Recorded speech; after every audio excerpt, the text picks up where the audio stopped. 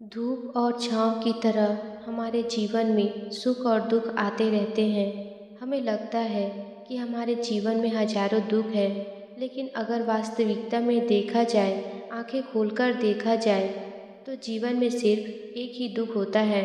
और वो दुख क्या है? इस बुद्ध कहानी के माध्यम से हम समझ जाएंगे कि वो एकमात्र दुख क्या है और उसका समाधान क्या है। तो अपने दुख का निवारण करने के लिए इस कहानी को आखिरी तक जरूर सुने। ये कहानी है एक व्यापारी के एक युवा पुत्र के। एक व्यापारी का एक युवा पुत्र था। उस पुत्र ने अभी तक अपने जीवन में कोई दुख नहीं देखा था। उसके पास सभी तरह की संपदा थी। उसके बहुत मित्र थे। उसके चाहने वाले बहुत थे। धन दौलत की उसके पास कोई कमी नहीं थी। एक दिन व्यापारी बहुत बीमार हो गया। वो अपने जीवन की अंतिम सांसें लेने लगा। जब उसे लगा कि अब वो नहीं बचेगा, तो उसने अपने पुत्र को अपने पास बुलाया और उससे कहा, पुत्र, तुमने आज तक केवल सुख को ही भोगा है। तुम नहीं जानते कि दुख क्या होता है। मुझे डर है कि जब तुम्हारे पास ये आएगा तो तुम इसे नहीं सह सकोगे। इसलिए पुत्र, मैं तुम्हें कहना चाहता हूँ कि सावधान रहना। मेरी मृत्यु के बाद तुम्हारे अपने ही तुम्हारे दुखों का कारण बन जाएंगे। ये कहकर वो व्यापारी मृत्यु को प्राप्त हो गया। वही युवा लड़का अपने पिता की मृत्यु से दुखी हो गया, लेकिन उसके मित्रों ने उसे समझाया कि उसे अब खुश होना चाहिए, क्योंकि सभी धन दौलत और सभी संपत्ति अब उसकी हो गई है। वो अब उन चीज़ों का भी आनंद ले सकता है जिसका आनंद उसके पिता के रहते नहीं ले पाया। वो पैसा ले जा सकता है, वो हर तरह का नशा कर सकता है, दूर दुनिया में घूम सकता है, दिन रात कभी भी किसी को भी अपने घर बुला सकता है और किसी के भी घर जा सकता है। वो कुछ भी खरीद सकता है क्योंकि उसके पास बहुत दौलत है। अब सारा व्यापार भी उसी के हाथ में है। ये सब सुनकर वो लड़का बहुत खुश हुआ। उसे लगा कि पिता बेकार में ही उसे डरा कर चले गए। अब तो और भी अधिक सुख के दिन आएंगे। अब वो उन सभी सुखों का आनंद लेगा जो उसे आज तक नहीं मिले थे। उस नगर में एक बहुत बड़ा मंदिर बन रहा था। नगर में घोषणा हुई कि जो भी सबसे अधिक दान उस मंदिर को बनाने के लिए देगा, उसका नाम उस मंदिर के एक पत्थर पर स्वर्ण अक्षरों में लिखा जाएगा। उस लड़के को उसके मित्रों ने इस बारे में बताया। तब उस लड़के ने एक बहुत बड़ा दान उस मंदिर को दिया और ये निश्चित हो गया कि उस लड़के का नाम उस मंदिर के पत्थर पर स्वर्ण अक्षरों में लिखा जाएगा। उस मंदिर को दान देने के बाद जब वो वापस जा रहा था, तो रास्ते में उसे एक भिखारी मिला। भिखारी ने उससे भोजन याचना की। उस लड़के ने कहा, तुम जैसे लोग केवल 2 वक्त की रोटी के लिए चिल्लाते रहते हो। पता नहीं भगवान तुम जैसे लोगों को पैदा ही क्यों करता है। तुम लोग गंदगी हो, दुख हो, तुम्हें तो जीने का हक भी नहीं होना चाहिए। केवल 2 रोटी के लिए कहीं भी झुक जाते हो। झुकना ही है तो भगवान के सामने झुको, शायद वो तुम्हें कुछ दे दे। वो लड़का उस भिखारी को भला बुरा कहते हुए वहाँ से चला गया। अब उस लड़के के पास मित्रों, सहयोगियों और रिश्तेदारों की संख्या बढ़ गई थी। हर कोई उससे पूछता था, हर चीज़ में पूछता था। उस लड़के का अहंकार 7वें आसमान पर था। सभी लोग उसके विश्वास पात्र बन गए थे। सभी ने उस लड़के से धन उधार लेना शुरू कर दिया था। उस लड़के ने भी अपने आप को साबित करने के लिए बढ़ चढ़कर सभी को धन उधार दिया। उसने नशा करना शुरू कर दिया। वो पैसा ले जाने लगा। उसका व्यापार धीरे धीरे ठप होने लगा और एक दिन वो बहुत बड़े कर्ज में डूब गया। और जब उसने अपने मित्रों, सहयोगियों और रिश्तेदारों से अपना धन वापस मांगा तो उन्होंने उसे वहाँ से भगा दिया। वो सभी के पास गया, लेकिन किसी ने उसकी मदद नहीं की। उसका घर बार सब बिक गया था। उसके पास अब फूटी कौड़ी भी नहीं बची थी। अब वो रास्ते पर आ गया था।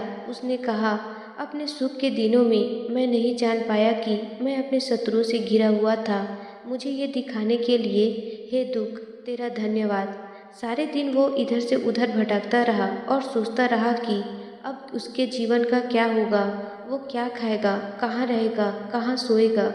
उसे अपने पिता की याद आ रही थी, लेकिन अब बहुत देर हो चुकी थी। उसे भूख लग रही थी। उसे वो मंदिर याद आया जहाँ उसने सबसे ज़्यादा दान दिया था। वो भागकर उस मंदिर पर गया और पुजारी के पास पहुंचा। उसने पुजारी से कहा, क्या आपने मुझे पहचाना? मैंने इस मंदिर को बहुत बड़ा दान दिया था। मेरा नाम इस मंदिर के पत्थर पर स्वर्ण अक्षरों में लिखा हुआ है। मेरी हालत बहुत खराब है। मैं बहुत भूखा हूँ। क्या आप मुझे भोजन दे सकते हैं?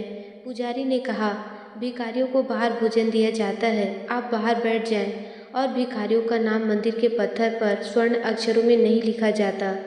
पुजारियों ने आपस में मंत्रणा कर उस लड़के का नाम उस पत्थर से हटवा दिया और घोषणा की, जो भी इस मंदिर को सबसे बड़ा दान देगा उसका नाम इस मंदिर के पत्थर पर स्वर्ण अक्षरों में लिखा जाएगा। ये सब देखकर उस लड़के ने कहा, जीवन बहुत छोटा है और बहुत दुखदाई है। यह मैंने अब जाना है। जब पत्थर पर लिखा नाम मिटाया जा सकता है तो ये जीवन भी कभी भी समाप्त हो सकता है। वो लड़का मंदिर के बाहर एक तरफ बैठ गया। लोग आते रहे और भिखारियों को कुछ न कुछ देते रहे, लेकिन उस लड़के की हिम्मत कुछ भीख मांगने की नहीं हो रही थी और ना ही वो भिखारियों में बैठना चाहता था। रात हो गई। उसे बहुत भूख लग रही थी। पहली बार उसने भूख को जाना। उसने सोचा मंदिर से कुछ भोजन चुरा लेता हूँ, लेकिन तभी उसके पास एक भिखारी आया।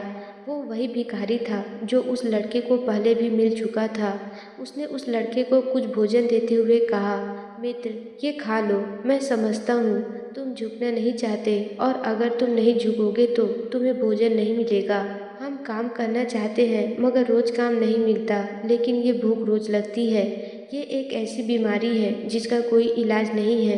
भूख से बड़ी कोई बीमारी इस दुनिया में नहीं है। लड़के ने कहा, अपने सुख के दिनों में मेरे पास मित्रों, सहयोगियों और रिश्तेदारों की भीड़ थी। सभी मेरे शुभ चिंतक थे, लेकिन मेरे दुख में वो सब मेरे शत्रु हो गए। लेकिन तुम मेरे दुख में पहले सहयोगी हो, पहले मित्र हो, पहले रिश्तेदार हो, जिसने मुझ पर दया की है। मैं अपने आप को बहुत बड़ा समझता था, लेकिन अब समझ में आया कि धन से कोई बड़ा नहीं होता, मन से बड़ा होना चाहिए। तुम उससे बहुत बड़े हो। उस लड़के ने वो भोजन किया और उसने पहली बार भोजन के सुख को जाना। उसके हाथ काँप रहे थे। वो जल्दी से भोजन को चबा लेना चाहता था। पेट भोजन को ग्रहण करना चाहता था और जब उसने भोजन किया तो वो तृप्त हुआ। उसे सुख का अनुभव हुआ। उसने कहा, ये कैसा सुख है? मेरे दुख में भी सुख का अनुभव कैसे हो सकता है? भिखारी ने कहा, मैंने अपने दुखों से जाना है कि जहाँ तृप्ति होती है वहाँ सुख का अनुभव होता है। लेकिन सावधान, तृप्ति खतरनाक भी होती है। जब ये तृप्ति आवश्यकताओं से ऊपर उठ जाती है तब ये दुख के दर्शन भी करा सकती है। आज तुम्हें इस भोजन में सुख प्राप्त हुआ है। यही भोजन अगर तुम्हें रोज मिलता रहे तो तुम और अच्छे भोजन की कामना करोगे।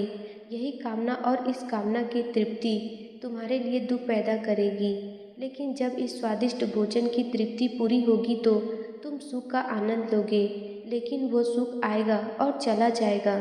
और जब तुम्हारे जीवन में इसी तरह के स्वादिष्ट भोजन लगातार आते रहेंगे तब तुम किसी और कामना की ओर अग्रसर हो जाओगे और उसकी तृप्ति करना चाहोगे। तृप्ति नहीं होने पर दुख होगा, होने पर सुख होगा, लेकिन तुम यही नहीं रुक गए। ये श्रृंखला आगे लगातार चलती जाएगी। तुम सुख के पीछे भागोगे, दुख तुम्हारे पीछे भागेगा। तुम सुख को पकड़ोगे, दुख तुम्हें पकड़ लेगा। ऐसा लगातार चलता रहेगा। भिखारी ने अपनी जेब से एक सोने की थैली निकालकर उस लड़के को दे दी। लड़के ने कहा, तुम्हारे पास इतना धन कहाँ से आया? भिखारी ने कहा, ये धन भी तुम्हारा ही है। एक दिन जब तुम मुझे भला बुरा कहकर जा रहे थे तब तुमने इसे रास्ते पर गिरा दिया था और मैंने ये उठाकर रख लिया था कि जब तुम वापस आओगे तो मैं तुम्हें दे दूंगा। लो और इसे रख लो। लड़के ने कहा, मुझे इस धन के लिए सभी लोगों ने धोखा दिया, लेकिन तुम एकमात्र ऐसे हो जिसने मेरे इस बुरे समय में इस धन से मेरी सहायता की है। मैं इस धन से दोबारा व्यापार आरंभ करूंगा और तुम्हें अपना साझेदार बनाऊंगा। भिखारी ने कहा, कोई हमें दुख नहीं देता, हम स्वयं को खुद ही धोखा देते हैं। सुख हमें भ्रमित कर देता है और हम उसके माया जाल में फंस जाते हैं। हम जानबूझकर देखना नहीं चाहते। हम नहीं जानना चाहते कि जीवन छोटा भी होता है, लोग मरते भी हैं, गरीबी भी होती है, दुख भी आता है। हम बस अपने अहंकार को बढ़ावा देते चले जाते हैं। लड़के ने कहा, तुम सही कहते हो। जब सुख था तो मैं अंधा हो गया था, अब दुख है तो मेरी आंखें खुली है। लेकिन इस ज्ञान के साथ जो मैंने दुख पाया है, मैं हमेशा अपनी आंखें खुली रखूँगा। मानव शरीर में बहुत ऊर्जा है, बहुत शक्ति है, पर वो बेकार की चीज़ों में बट कर रह गई है, व्यर्थ की चीज़ों में लगी रहती है। दोस्तों, अक्सर हम ऊपर वाले से सवाल करते हैं कि हमारे जीवन में इतने दुख क्यों हैं। हम सभी के मन में ये सवाल उठता है और इसका जवाब है कि वो परमात्मा हमें उस परम दुख तक ले जाना चाहता है।